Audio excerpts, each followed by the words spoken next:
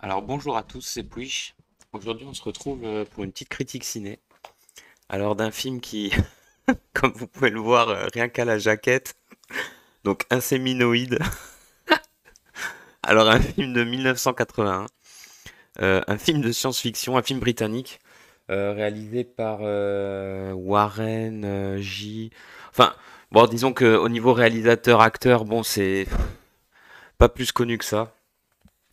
En fait, je vais vous dire, quand j'ai vu la gueule de la jaquette, moi personnellement, alors c'est un film apparemment qui est assez connu, hein.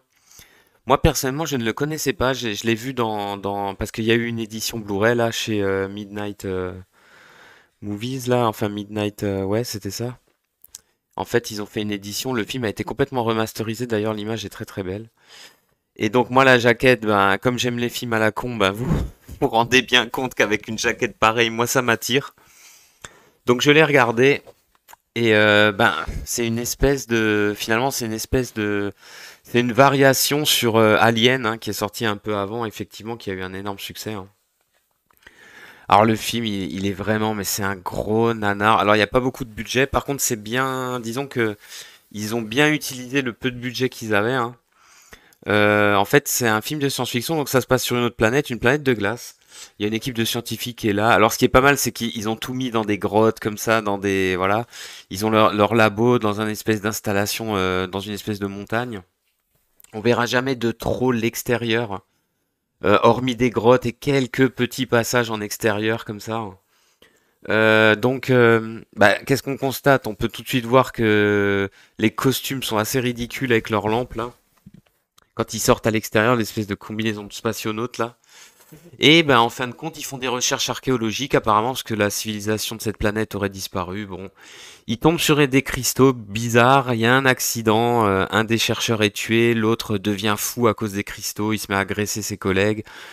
Il y aura toute une série d'événements comme ça. L'histoire est un peu bizarre au début parce qu'on sait pas trop où ça veut nous amener puisque on voit ces cristaux. Ensuite, je trouve que cette partie, l'histoire avec les cristaux, en fait, ça, ils en parlent plus. Et après, il y a donc la phase où un des personnages va se faire kidnapper et violer par un extraterrestre qui était là. Ne me demandez pas au travers d'une scène, mais nanardesque, mais c'est ultra drôle. Et donc, elle va tomber en cloque de ce martien. Elle va tomber aussi complètement possédée par lui, puis en gros, elle va se mettre à tuer tout le casting dans un espèce de jeu de va-et-vient, de chat et de souris dans ces tunnels qui est. Alors, franchement, le film dure 1 heure et demie, pourtant, il apparaît déjà comme interminable. C'est assez ouf. Franchement, on aurait pu enlever facile allez, 10 minutes, un quart d'heure, sans déconner. Ça aurait gagné en rythme. On s'endort un peu. Par contre, il y a pas mal de meurtres parce qu'ils sont assez nombreux. Ils sont très très cons. En fait, on a peine à croire que c'est des scientifiques parce que toutes leurs décisions sont ridicules. Moi, je vais là, toi tu vas là. Moi, je vais à gauche, toi tu vas à droite. On s'enferme ici. 2 minutes après, ils ressortent. Tout le film, c'est ça. Ils arrêtent pas de se faire avoir, de se faire tuer. Mais c'est con. Mais il est con le film. Mais franchement, il est con. Mais alors, par contre, c'est aussi pour ça que je vous en parle. Il y a une mort dans ce film qui est peut-être une des plus ridicules et mal jouées que j'ai pu voir dans un film. À un moment donné, il y a une meuf qui est à l'extérieur, donc à l'extérieur il fait -80, hein, on nous l'apprend dans le film. Et alors, je sais plus ce qui se passe, elle se coince le pied sous une tôle. Sur les images, on voit clairement qu'elle pourrait tirer son pied, hein. Elle reste là, elle est assise, elle appelle ses collègues qui sont à l'intérieur. Alors il y a le mec qui est au moniteur, mais lui il est en mode rien à secouer. En plus le doublage est complètement à chier, il parle juste comme ça. Essaye de retirer ton pied. L'autre elle dit non je peux pas et tout. Sa combinaison commence soi-disant à déconner, mais en fait ils essayent de mettre de l'attention alors que les deux sont assis, ils parlent tout normal, mais c'est d'un ridicule. L'autre elle se met son tuyau respiratoire, d'un seul coup elle ouvre sa combinaison, elle se met son tuyau dans la bouche. C'est parfaitement ridicule. Mais franchement, c'est vraiment du lourd. Cette scène, elle est complètement nanardesque. La meuf m'a crevé comme ça, mais c'est ridicule. Et c'est un peu à l'image du film. Alors, ce qui est dommage, c'est que par rapport à la jaquette, c'est vrai que les bébés n'arrivent que vraiment à la fin. À la toute fin du film, hein, c'était un petit peu la carotte, c'est un peu ce qu'on avait envie de voir. Et bon, on les voit à la fin. Bon, il y a un petit peu de spoiler, mais bon, vu la gueule du film, je sais même pas si quelqu'un va le regarder après cette critique. Euh, Et puis le film, voilà, on les verra à la fin un tout petit peu. Bon, on sent qu'il y a un manque de budget. Le gros martien, on le reverra jamais. Alors ça, c'est du grand n'importe quoi.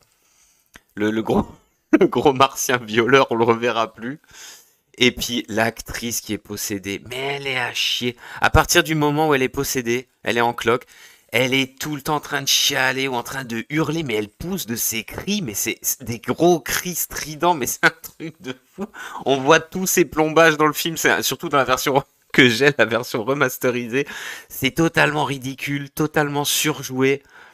On n'y croit pas un seul instant. Les rebondissements sont ridicules, les mini-bombes là, Oh putain, mais c'est vraiment un très mauvais film.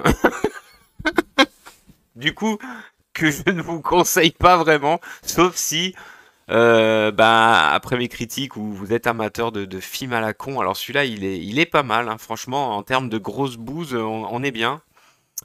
Et puis, ben voilà. Et puis, je vous dis à plus pour de prochaines critiques.